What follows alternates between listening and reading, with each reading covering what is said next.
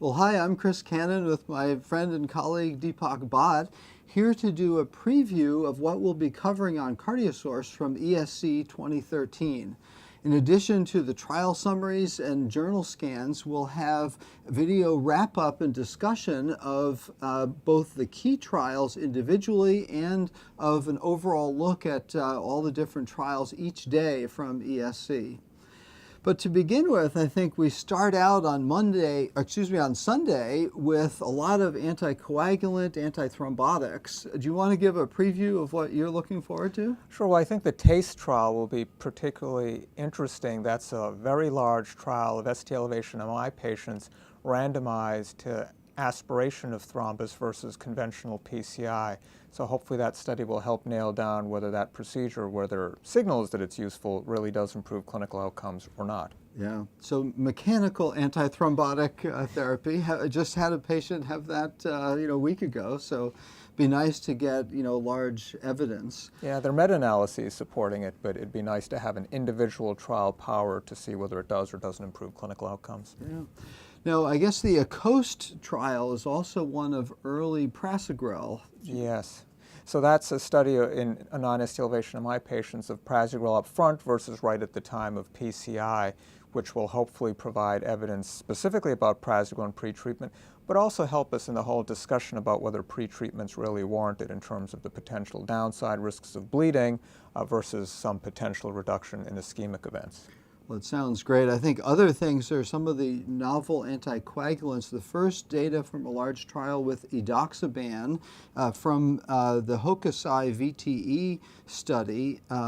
Also, the Tau study was an IV direct 10A inhibitor we heard didn't work, but in acute ACS. And then also the dabigatran and mechanical valve study, which will be interesting. That also didn't work, and something important for us to understand a little bit more.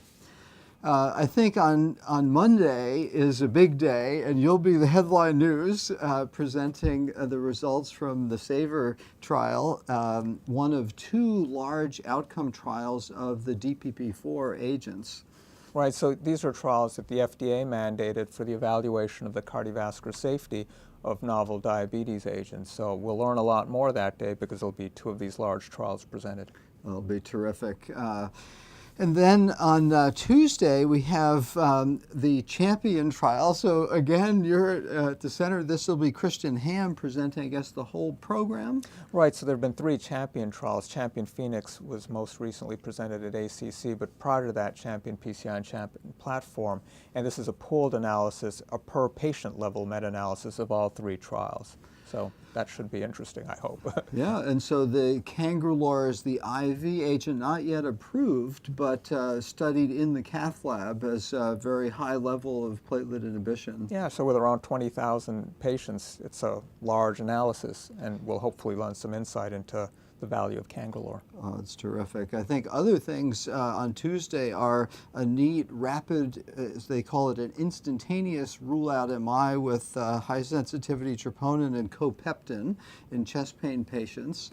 Also, Euro-CRT, which is a study of CRT in patients with dysynchrony but a narrow QRS. So another important area. There's been one smallish trial, Right. so looking forward to that. Yeah, that'll be good. And so many other things. Also on Wednesday, some epidemiologic studies on sodium and sodium excretion, a hot topic in hypertension, certainly. Yeah, a lot of controversy around the whole topic of how much sodium is okay in terms of blood pressure risk. So I think this study, which also has urinary sodium measurements, will be very, very useful. Yeah. So we want to encourage you to follow all of these and many other studies we'll be covering on CardioSource. So for CardioSource News, I'm Chris Cannon with Deepak Bhatt.